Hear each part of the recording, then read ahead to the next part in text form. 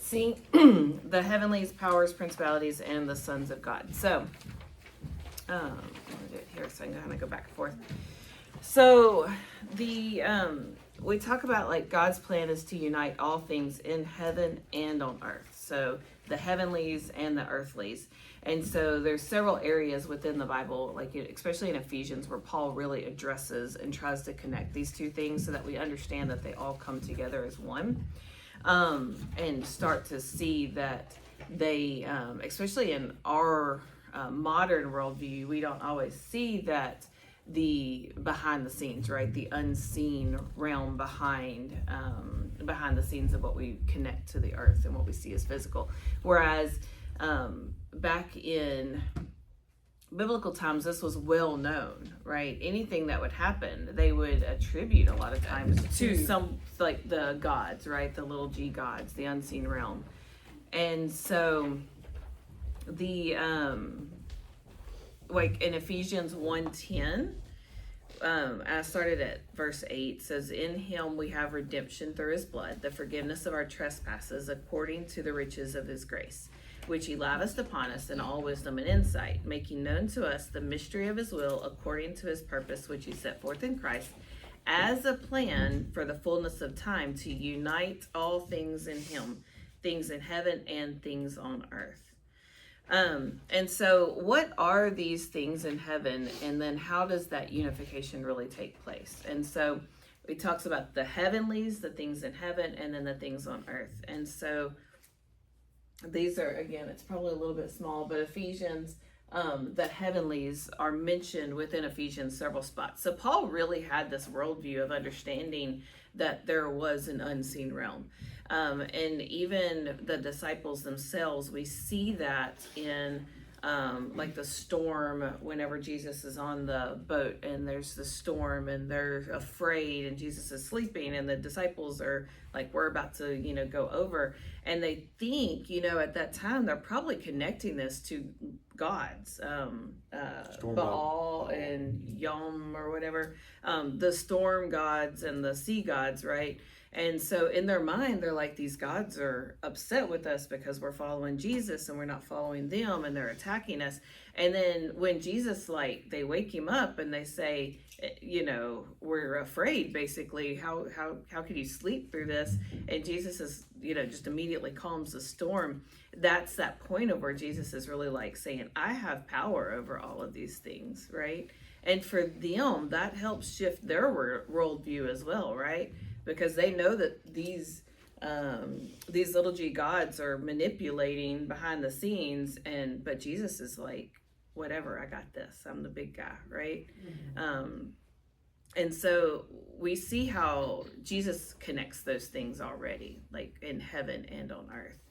And that battle that really takes place in both the realms, both in what they saw on the earth, right? The storms and the waves and all that, but what was actually going on behind the scenes with the gods who were manipulating these things to cause that fear. Try to make sure I have it all here. So in Ephesians 1:10, we learn that the plan of God is unification. He wants to unify both sets together. And so when we go forward and we look at 1:20, so we talked a lot about Ephesians 1:20 through 22. So 1:20, Christ is identified as the one who executes the plan when he is raised and seated in the heavenly places, which is super important because the ascension of Christ is what places Christ as the one who rules both the unseen and the seen. We see it when he is still walking on the earth, and we especially see it during his ascension when he is placed above all of the rulers and the powers and the authorities. And Paul makes it clear that isn't just the earthly kings and rulers and governments. That is those unseen Psalm 82. Yeah, Psalms 82, like the divine council and that whole worldview, where it's put under. And so Ephesians 1:20 through 28, that he worked in Christ when he raised him from the dead, seated him at his right hand in the heavenly places, far above all rule and authority and power and dominion, and above every name that is names, not only in this age, but also in the one to come. And he put all things under his feet, right? So again, not just the all things on earth, but all things that we can't see as well. All of those unseen powers and dominions and authorities.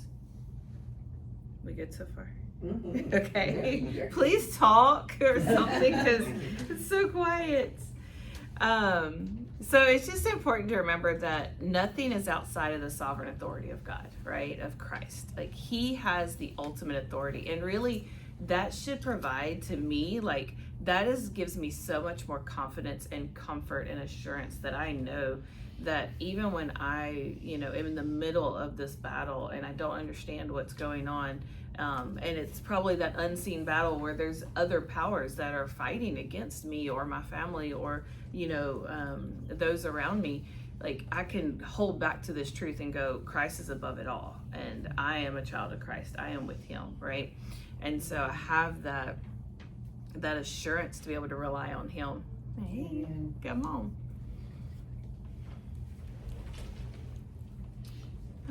Let's see. I'm trying to make sure I don't go into I'm trying to remember what slide I started on. All right, so Paul understands that the powers and the principalities like to be in the heavenlies. And so he uses certain words to really describe the hostile beings. So he uses things like archē, I don't know that I said that right, but it means rule and dominion, or exousia, which means authority. And they only appear one other time within the Bible, which is actually in the Septuagint, and it refers to angelic beings in Daniel 7:27. And so remember, the Bible, we always want to look back at where else are those words used so that we can understand the context of them. And so we go back and we say, okay, we see these words, archē, exousia, where are they at? Oh, I found them again. Here they are in Daniel. What is he talking about? Oh, he's talking about these angelic beings. And so that helps us understand that Paul actually has we already knew, but he has such a great understanding of the Old Testament, and that's that worldview that he's looking at it and going, when I'm talking about these things, I want you to also understand I am talking about those unseen, these angelic beings, these powers and authorities. And so I think I wrote Daniel 7:27, and I know this is a very wordy slide, y'all, I'm sorry. But Daniel 7:27 says, and the kingdom and the dominion and the greatness of the kingdoms under the whole heaven shall be given to the people of the saints of the Most High. His kingdom shall be an everlasting kingdom, and all the dominions shall serve and obey him. So you see that dominion, authority, that's still there, and that's, coming back. And I think it's so cool when we think about the Bible and how it refers to itself, right? Like, you can just have, I love that diagram you see where the Bible, like, between all the chapters, goes back. And then he also uses dynamis, which Paul uses again in like 1 Corinthians and also in Romans, and that is also referring to angelic beings. And again, has its roots back in the Old Testament. And so that connection between the powers, the spiritual beings, and seeing like the Septuagint, that original version of the Greek coming of the Bible, usage of power as a label for the host of heaven.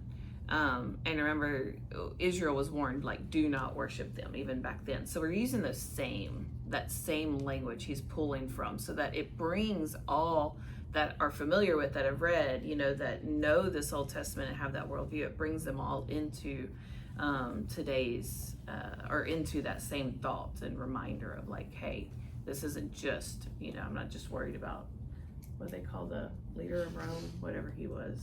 Caesar, yeah, I'm not just worried about Caesar, I'm worried about like, all the different, I'm looking at the behind the scenes stuff as well. The word dynamis, with power, also became a common word to describe angelic beings in Second Temple literature. So outside the Bible, we could pull up literature that was written by others, and they were using this word as well. And again, always in reference to these angelic beings. And again, really establishing the language of Paul and that Deuteronomy 32 worldview, right? That there were powers that were put in place over the nations. You have anything to add? No. Okay. All right. And then the other word that is used here is I don't know, kyriotēs or kyriotēs. It looks like kyriotēs. Maybe it's kyriotēs. It's the dominion word. It means dominion. And the only other time we see it in the New Testament is actually in Colossians. And again, referring to angelic beings. And also we see in the prior time, Second Temple literature, again, that dominion referring to angelic beings.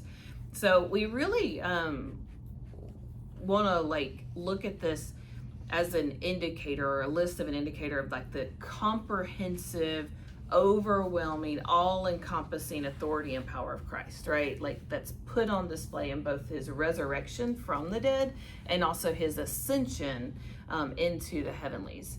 And so, Paul wanted to make sure there was always this connection, right? There's always this connection. We could always, they say it, and I think over the past several years, I've learned more and more it's true. Like the Old Testament is all about Jesus from Genesis 1 all the way through, right? The Bible is all about Jesus. And if you can connect those things, especially in this day and time, to bring them forward so people could really understand it.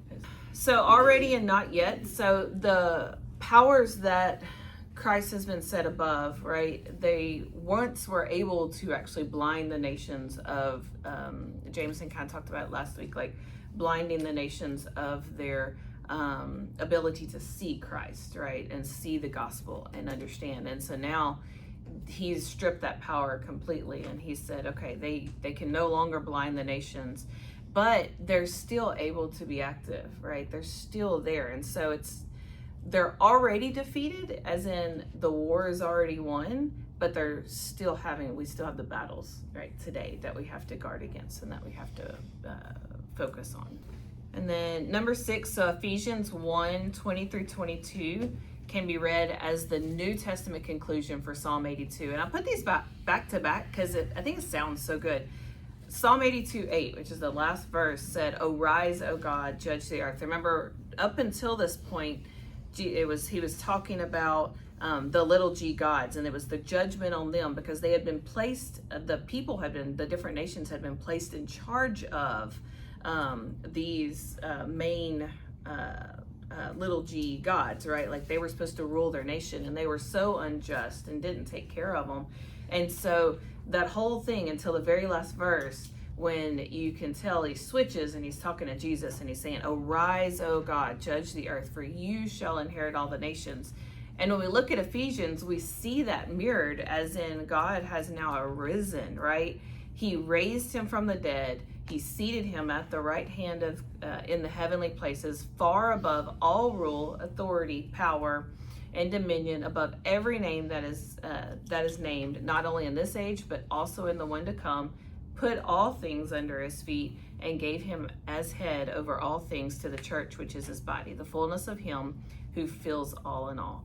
So you can, just about read these back to back, right? To actually see where it's like, wow, there's actually an answer to this. Yeah, that shows, and that probably gets missed a lot, how the ascension is the completion of or not, it's the beginning of the end, right?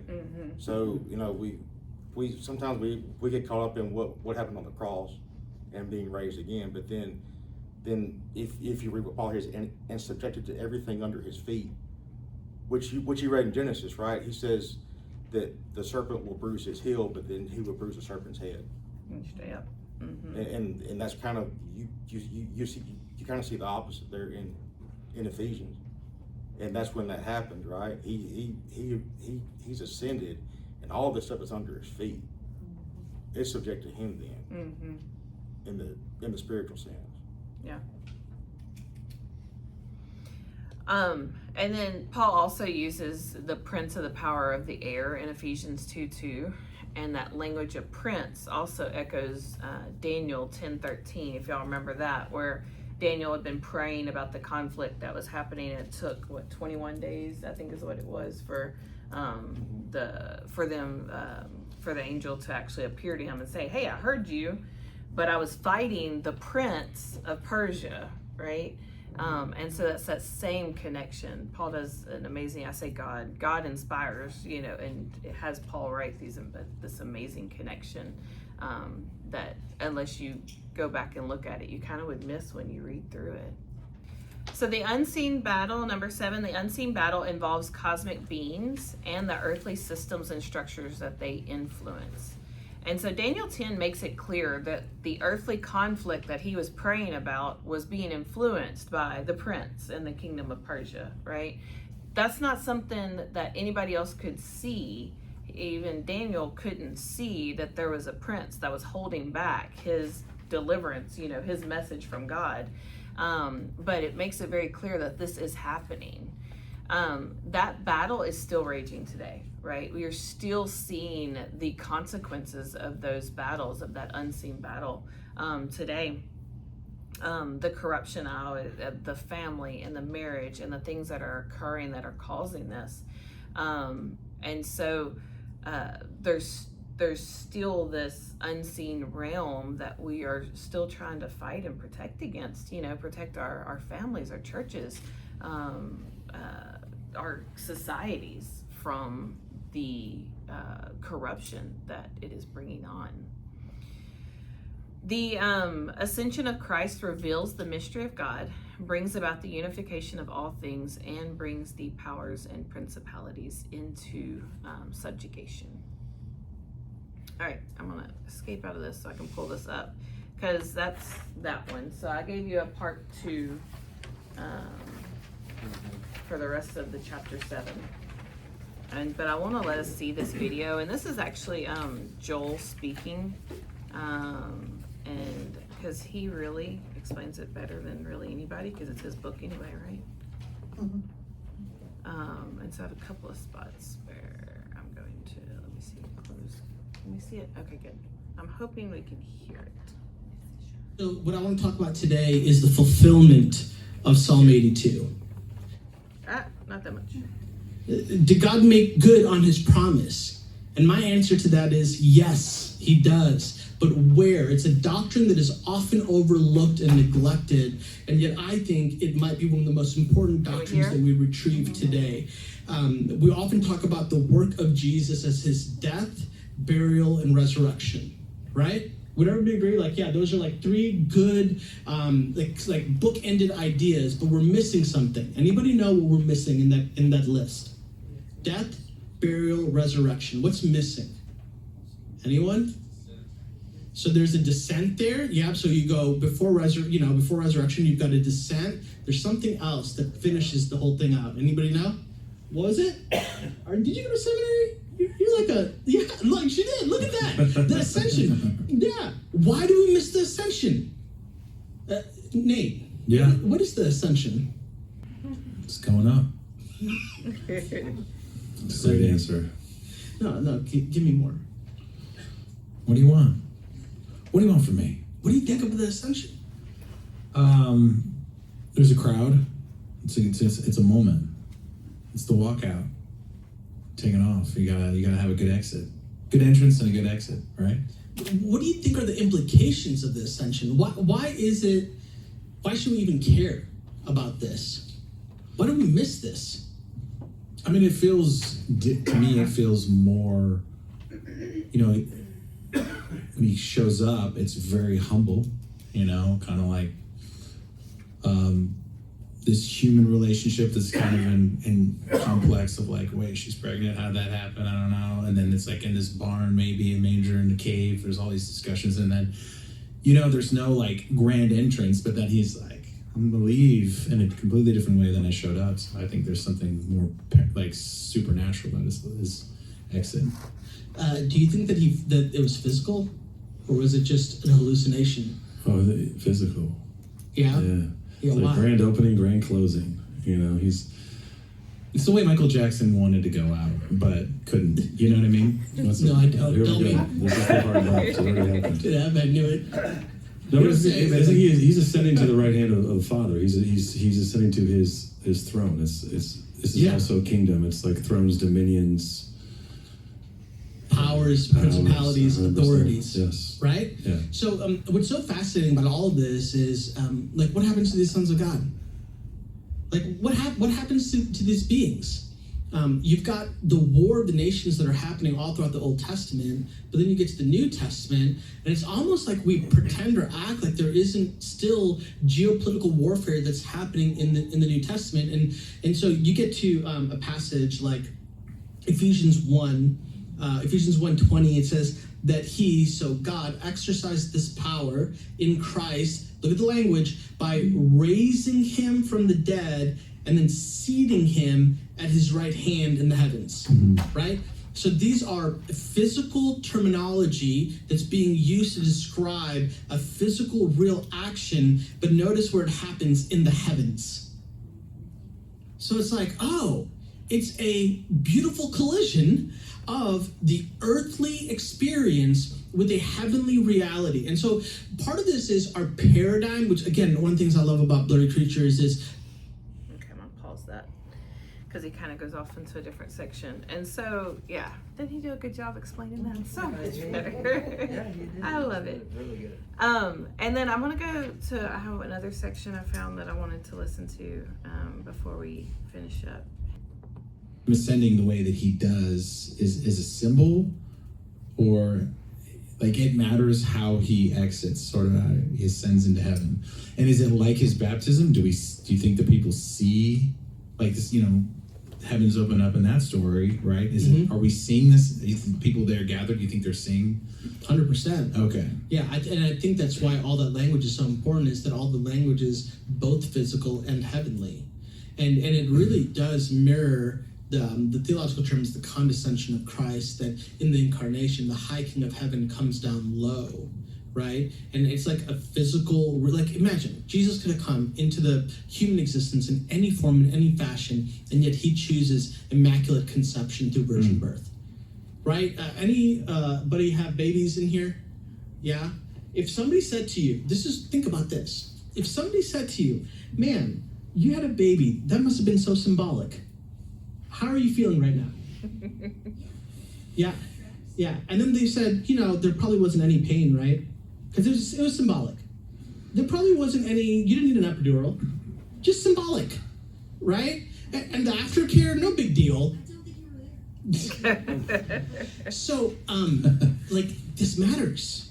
The pictures and the imagery, and sometimes what ends up happening is we use term like metaphor or symbolism, and we strip it from the impact of what actually takes place. And so if the incarnation was literal through virgin birth, right, and we have witnesses of that from shepherds and an angelic host that shows up, and Mary and Joseph and all this other stuff, why would Jesus not ascend physically, visibly, truly into the right hand of the Father so that all people see it? And here's the other kind of big, massive one. The disciples see it. Y'all, I just don't know about you, but I'm not dying for a lie.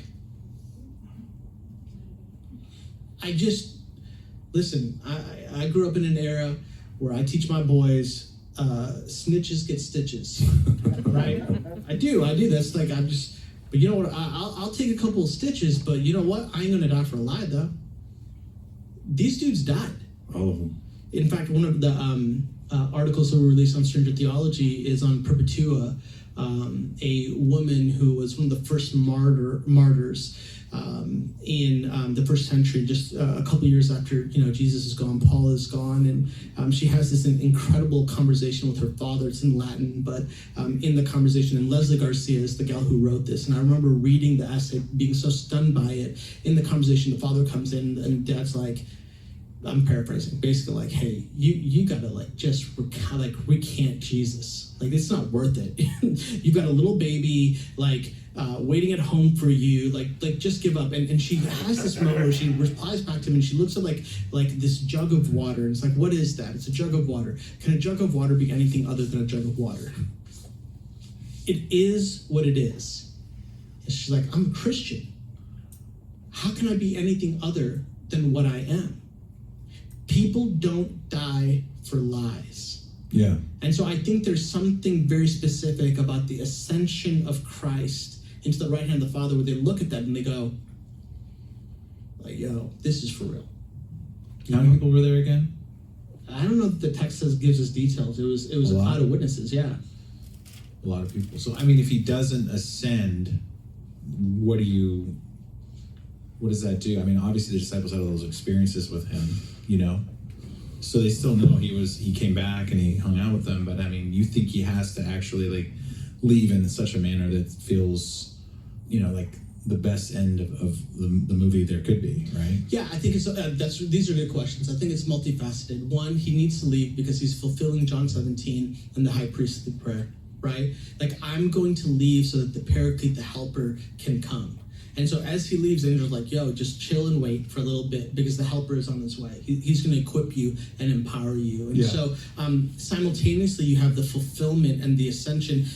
And also, like, we're kind of going a little bit ahead, but the language of ascending, so the actual Greek terminology that's used, anastasis, there, it actually is the exact same word and phrase that's used in Psalm 82 in the Septuagint, the Hebrew Bible translated into Greek, of rising and ascending. So now you have what's called a lexical connection, not just conceptual, but at the word level of rise, O Elohim, and then you have ascend, O Jesus. He ascends to the right hand of the Father. That same idea is mirrored and deployed in Ephesians 1:10, which is what we just read. And so, again, it's like, it would be like the Bible would be the greatest con game ever played. Yeah. Right? Like, we're talking about Psalm 82 written in a different language that's been translated into Greek. Like, if there are going to be errors that are going to happen, there's all kinds of opportunity for that to happen. And yet, there's a consistency with terminology, imagery, and the actual word usage to point us out and draw us to this truth that Jesus is exactly who he said he was going to be. And he does what the Father anticipates, which is to deal with the dark powers. All of their injustice, right? So think about this, what happens. Jesus ascends, the Spirit of God comes down, right? So again, what are the dark powers in trouble for? Rebellion. Their rebellion, their wickedness, their injustice, their oppression. Like, think about all those things, right? So follow this. These are the gods of the nation, Deuteronomy 32. These are the gods of the nations that are, like, you know, Deuteronomy 4:19. Be careful that you don't look to the heavenly host and be led astray by them, you know? This is, the host of heaven is a synonymous term for the sons of God. And so Jesus ascends, they wait, Acts chapter 2 happens, what takes place? Pentecost. The Holy Spirit comes down, okay, wait. And then the ending of Acts chapter 2 is what? Anybody know what happens at the end of Acts chapter 2? What happens with that first century church? Do they shrink? Explodes. Why do they grow? The Spirit is there, and what? Because of the unity of all believers. And the text church says, potlucks. Yeah, actually, you're exactly right. Lots of food. If you look at Acts, I don't know if somebody can get there.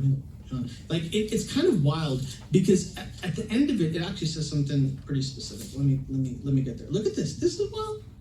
Now, all the believers were together and held all things in common. They sold their possessions and property and distributed the proceeds to all as any had need. Every day they devoted, the Greek word means they gave themselves over. Every day they gave themselves over to meeting together in the temple, to the breaking of bread from house to house. They ate their food, potlucks, with joyful and sincere hearts, praising God and enjoying the favor of all the people. Every day the Lord added to their number those who were being saved. Like, doesn't this sound like the literal opposite of the indictment against the gods of the nations of Psalm 82? It's the reversal of it. And so it's like, oh, why does Jesus have to ascend so the Spirit can come down? Well, what does the Spirit come down to do? Equip us to actually right the wrongs of the gods of the nations and to remind us that is not the way of Jesus. It's actually a retelling of Jesus' Sermon on the Mount, the greatest message that he ever gave. Yes. All right. It's pretty good. Good stuff right there. I really enjoyed that. So we talk about pull it back up here, that ascension and just how important it is, because honestly, until I kind of started looking at this, I never really think about it either. I'm always like, you know, Christ's death, burial, resurrection, Christ's death, burial, resurrection. but he's so right. Like the ascension is such a big piece of that we have to remember it.